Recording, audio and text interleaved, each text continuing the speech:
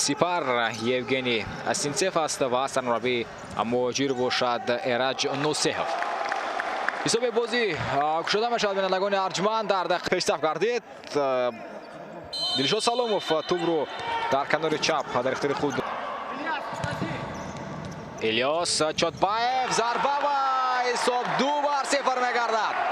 با تکراری حالت مذکور پس با کنار چپ بود در موقع حضور قرار داشت پرویز رحمتov. باز هم هجوم سپر ضربه الیاس چوتباєv و روزی 28 آگوست با سپر بازی کرد و اینجا حساب 3-0 میگردد. گل چهارم خود را به ثمر برسانند. ضربه و حساب 4-0 میگردد. جانی پشت خود را میگذارد، پس میدهد به کنار چپ. هجوم سپر ادامه دارد، ضربه و حساب 5-0 رفت میکند. رقابت پس با کنار راستی میدان امکانیت برای فولوبازان مهاجر، ضربه و گل.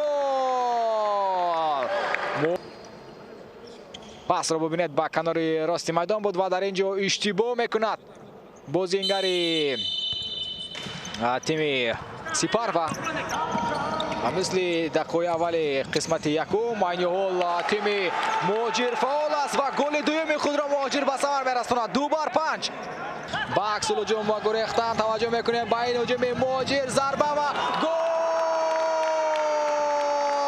3-5 مهاجر دو گل دیگر مانده است برای تیم مهاجر تا اینکه حساب را برابر کند.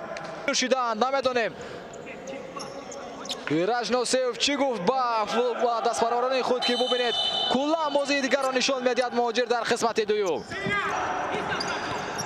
پس با مرکز میدان امکانات ضربه و حساب 6-3 میگردد. اقبال واسط زاده تنها قرار داشت در موقع خالی و دقیقه اول قسمت دوم برای تیم مهاجر بسیار خوب گذاره و زدن 3 گل دست و اینجا حساب 7-3 با فایده تیم سپر میگردد. بازیگر سپر